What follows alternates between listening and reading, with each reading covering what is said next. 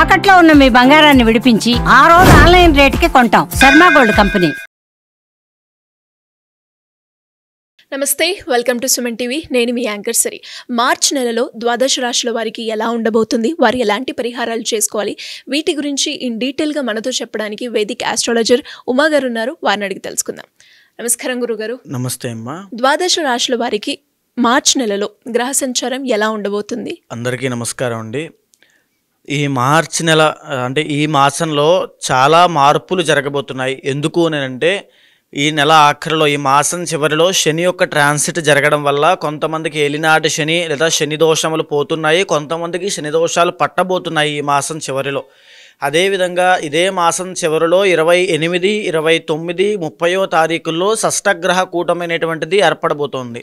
దానివల్ల ద్వాదశ రాశులకి 12 రాశుల మీద కూడా ఈ యొక్క ప్రభావం అనేది తీవ్రంగా పడబోతోంది. ఐదర్ పాజిటివ్ అయినా నెగిటివ్ అయినా ఖచ్చితంగా పడుతుంది. దాని గురించి డిస్కస్ చేసుకోవాలి అండ్ దాని గురించి తగిన జాగ్రత్తలు కూడా చెప్పాలి. అదేవిధంగా ఈ మాసంలో రవి యొక్క ట్రాన్సిట్ కూడా మార్చి 15వ తారీఖు తర్వాత జరగబోతోంది. మార్చి 15వ తారీఖు వరకు కుంభంలో సంచరిస్తున్న రవిగ్రహ సంచారము 15 తర్వాత మీనంలోకి ఎంటర్ అవ్వబోతున్నారు. కాబట్టి దానివల్ల కూడా కొంత మార్పులు అనేవి ఉద్యోగ రీత్యా, పదవి యోగాల రీత్యా ప్రతి రాశికి కొన్ని మార్పులు జరగబోతున్నాయి. అయితే ఈ మాసము గ్రహ సంచారము చూస్తే వృషభంలో గురుగ్రహ బృహస్పతి సంచారము, మిథునంలో కుజగ్రహ సంచారము, కన్యలో కేతుగ్రహ సంచారము, కుంభంలో రవి శనుల యొక్క కంజంక్షను. రవి మార్చి 15 వరకు మాత్రమే కంజంక్షన్లో ఉంటారు, ఆ తర్వాత మీనంలోకి వెళ్ళిపోతారు. మీనంలో చంద్ర, శుక్ర, రాహు, బుధుల యొక్క సంచారం నడుస్తోంది. మార్చ్ నెలలో కర్కాటక రాశి వారికి విద్యాపరంగా, ఆరోగ్యపరంగా, విదేశీపరంగా, వివాహపరంగా ఎలా ఉండబోతుంది, వారు ఎలాంటి పరిహారాలు చేసుకోవాలి గురుగారు? ముఖ్యంగా ఈ కర్కాటక రాశి వాళ్ళకి మనం చూసుకుంటే ఈ మార్చి మాసంలో, ఈ ఫాల్గుణ మాసంలో వీళ్ళకి 3 గ్రహాలు మాత్రమే యోగిస్తున్నాయని చెప్పొచ్చు. అయితే గ్రహస్థితి అంత అనుకూలంగా లేదు కాబట్టి చాలా జాగ్రత్తగా ఉండాల్సినటువంటి వాళ్ళల్లో వీళ్ళు కూడా ఒకళ్ళు. మనం వాళ్ళ యొక్క గ్రహ సంచార రీత్యా చూసుకుంటే 12వ స్థానంలో కుజగ్రహ సంచారం నడుస్తోంది. దీనివల్ల విపరీతమైన డబ్బులు ఖర్చు అవ్వడము, డబ్బులు నష్టపోవడం లాంటివి జరిగే అవకాశాలు ఉంటాయి. లాంగ్ ట్రావెలింగ్స్ వల్ల, దూర ప్రయాణాలు చేయడం వల్ల ఆరోగ్య ఇబ్బందులు రావడము, దూర ప్రయాణాలు చేయడం వల్ల వీళ్ళు ఇబ్బంది పడడం లాంటివి, డబ్బు విషయంలో కూడా ఇబ్బంది పడడం లాంటివి జరిగే అవకాశాలు ఉంటాయి. అదేవిధంగా 3వ స్థానంలో కేతుగ్రహ సంచారము మంచి శుభాన్ని చేస్తోంది. కేతు మంచి యోగదాయకంగా ఉన్నాడు కాబట్టి ఆయన చేతి వృత్తి వ్యాపారం చేసుకునే వాళ్ళకి, లేకపోతే ఏ ఫీల్డ్లో పనిచేసే వాళ్ళకైనా వృత్తి రీత్యా కాస్త శుభాన్ని కలగజేస్తాడు. కేతు చాలా బాగున్నాడని చెప్పొచ్చు, ఆయన ఇబ్బంది ఏం పెట్టడం లేదు. అష్టమ స్థానంలో రవిగ్రహ సంచారం నడుస్తోంది. ఆరోగ్యపరమైన ఇబ్బందులకి, కలహాలకి, తరువాత చెప్పాలంటే భయానికి గురవ్వడం లాంటివి ఎన్నో జరిగే అవకాశాలు ఉంటాయి. మీరు ఇందాక చూస్తే మార్చి 15 తర్వాత రవి మారుతున్నాడని నేను చెప్పాను కదండి. ఈ మార్చి 15 తర్వాత అష్టమం నుంచి భాగ్యంలోకి రవి వెళ్ళబోతున్నాడు వీళ్ళకి, కర్కాటకం వాళ్ళకి. సో వీళ్ళకి రెండూ కూడా అంత మంచి యోగదాయకమైన పీరియడ్ ఆఫ్ టైం కాదు. రవి బలం లేదు కాబట్టి మార్చి 15 లోపు అనారోగ్య సమస్యలు, మళ్ళీ భాగ్యంలోకి రవి వెళ్ళాక ఆపదలు, యాక్సిడెంట్స్ కానీ, ఇంజురీస్ కానీ చిన్న చిన్నవి జరిగే అవకాశాలు ఉంటాయి. వెరీ కేర్ఫుల్గా ఉండాల్సినటువంటి టైం అండి ఇది. అదేవిధంగా అష్టమ స్థానంలో శని కూడా నడుస్తున్నాడు. శరీర పీడ, అష్టమ శని అంటే అష్టమస్య ప్రాణ సంకట. మీకు మార్చి 30తో అష్టమ శని వెళ్ళిపోబోతోంది. పైగా రవి కూడా అష్టమ భాగ్యంలో సంచరిస్తున్నారు కాబట్టి, పైగా కుజగ్రహ అనుగ్రహం కూడా లేదు కాబట్టి వాహన ప్రమాదాల విషయంలో ఈ మాసము చాలా జాగ్రత్తగా ఉండండి. లేకపోతే చిన్న చిన్న ఇంజురీస్ అవ్వడము, సర్జరీస్ అవ్వడము, ఆరోగ్య ఇబ్బందులు రావడము, హాస్పిటల్స్కి వెళ్లాల్సిన పరిస్థితి రావడం లాంటివి ఎన్నో జరిగే అవకాశాలు ఉంటాయి. చాలా కేర్ఫుల్గా ఉండాలి. భాగ్యస్థానంలో బుధగ్రహ సంచారం నడుస్తోంది. దీనివల్ల సోమరితనం పెరుగుతుంది. ఆ లేజినెస్ అవి పెరగడం వల్ల వీళ్ళు పెట్టే ఎఫర్ట్స్ కూడా ఈ మాసంలో సరిగ్గా పెట్టలేక వాళ్ళకి ఆ రిజల్ట్స్ రాక చాలా ఇబ్బందిగా ఫీల్ అవుతూ ఉంటారు. దేని మీద ఇంట్రెస్ట్ చూపించలేకపోవడం, ఆసక్తి ఉండకపోవడం, బద్ధకంగా, నీరసంగా, సో ఆ రకమైన పరిస్థితులన్నీ కూడా ఉంటాయి.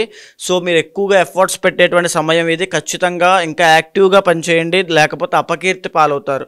మీకున్నటువంటి పేరును కూడా పోగొట్టుకునే అవకాశాలు ఉంటాయి. చాలా జాగ్రత్తగా చూసుకోండి. భాగ్యస్థానంలో రాహుగ్రహ సంచారం నడుస్తోంది. దీనివల్ల మానసికమైనటువంటి విచారము, అంటే ఏదో ఆలోచన ఓవర్ థింకింగ్ కానీ లేకపోతే నెగిటివ్ థింకింగ్ కానీ యాంగ్జైటీకి కానీ గురవుతారు. ఏదో జరుగుతోంది, నాకేమి రావట్లేదు, నాకేం జరగట్లేదు, ఏంటిది ఈ ఆలోచనతోనే ఈ మాసం అంతా కూడా కాస్త ఇబ్బందికరంగా ఒక నెగిటివ్ ఫేజ్లోకి వెళ్తూ ఉంటారు. అలా కాకుండా ఆలోచన పక్కన పెట్టి బద్ధకాన్ని వదిలేసి నిర్లక్ష్యాన్ని పక్కన పెట్టి యాక్టివ్గా పనిచేయండి. గొప్ప రిజల్ట్స్ అనేవి చూస్తారు. లేకపోతే ఆర్థిక నష్టము, మానసిక నష్టము, శరీర నష్టం కూడా జరిగే అవకాశం ఉంటుంది. చాలా జాగ్రత్తగా ఉండాలి. భాగ్యస్థానంలో శుక్రగ్రహ సంచారం నడుస్తోంది. అయినప్పటికీ కూడా మీకు శుక్రుడు యోగిస్తున్నాడు కాబట్టి నూతన వస్త్ర వాహన ధన లాభము, ఆకస్మిక ధన లాభము అంటాం కదమ్మా. సడన్గా ఏదో విధంగా డబ్బులు చేతికి అందుతాయి రావాల్సినప్పుడు, కావాల్సినప్పుడు. అలాంటి విషయాల్లో కాస్త సడన్ సర్ప్రైజులు అవన్నీ ఉంటాయి కాబట్టి అక్కడ మీకు పర్వాలేదు, చాలా మంచి జరుగుతోంది. వీళ్ళకు ఉన్నటువంటి బలం ఏమిటంటే గురుబలం చాలా బాగుంది కాబట్టి ఎలా ఉన్నా ఎలా లేకపోయినా ఏదో ఒక సమయానికి ఏదో విధంగా డబ్బులు అయితే అందుతాయి. అప్పులున్నా అప్పు తీర్చడానికైనా ఖచ్చితంగా అందుతాయి. ఖచ్చితంగా ఆర్థికంగా కాస్త బాగుంటారు. కానీ విపరీతమైన ఖర్చులు, ఆరోగ్యము, వాహన ప్రమాదాలు ఇవన్నీ చాలా ఇబ్బందికరంగా ఉంది కాబట్టి వెరీ వెరీ కేర్ఫుల్గా ఉండాల్సినటువంటి సమయము. ఇక మీకు అనుకూలించేటువంటి గ్రహాలు గురు, శుక్ర, కేతువులు మాత్రమే ఈ మాసం మీకు అనుకూలిస్తున్నారు. దీంతో పాటుగా కర్కాటకంలో ఉన్న వాళ్ళకి మీకు భాగ్యస్థానంలో షష్టగ్రహ కూటమి పట్టబోతోంది ఈ మాసం చివరిలో. అది భాగ్యస్థానం అవ్వడం వల్ల మీ తండ్రికి ఆరోగ్యపరమైన ఇబ్బందులు రావచ్చు, లేకపోతే మీకు ధన నష్టము, భారీగా ధన నష్టం కలిగే అవకాశాలు ఉంటాయి. రావాల్సిన డబ్బు లేకపోతే రావాల్సిన అదృష్టము వేరే వాళ్ళకి వెళ్ళిపోవడము, మీరు నష్టపోవడం లాంటివి జరిగే అవకాశాలు ఉంటాయి. వెరీ వెరీ కేర్ఫుల్గా ఉండాల్సిన టైం ఇది. లేకపోతే చాలా నిరాశ నిస్పృహలకి గురవుతారు. తర్వాత మీకు మే తర్వాత గురుబలం కూడా పోతుంది కాబట్టి ఆర్థిక విషయాల్లో ఇప్పటి నుంచి ఫైనాన్షియల్ మేనేజ్మెంట్ అనేది చాలా అవసరము. లేకపోతే చాలా ఇబ్బందులు వస్తాయి. కేర్ఫుల్గా ఉండండి.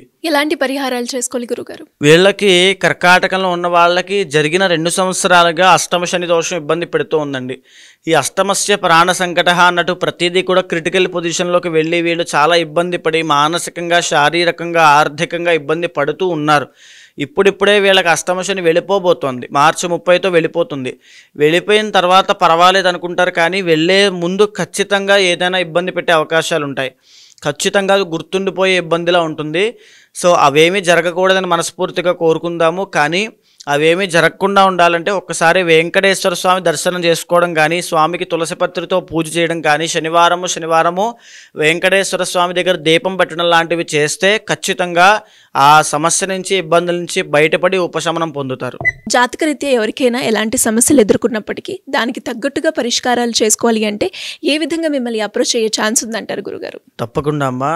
ఏదైతే మనం మాస ఫలితములు, వార ఫలితములు, తర్వాత సంవత్సర ఫలితములను మాట్లాడుకుంటున్నామో అది గోచార ఫలితంగా మన మీద 30 నుంచి 45% మాత్రమే ప్రభావితం చూపిస్తుంది. మిగతా % అంతా కూడా ఇంటర్నల్ జాతకం మీద ఆధారపడి ఉంటుంది కాబట్టి కంగారు పడాల్సిన పని లేదు. కొన్ని రాశుల వారికి యోగాలు బాగాలేని డిసప్పాయింట్ అవ్వాల్సిన పని లేదు.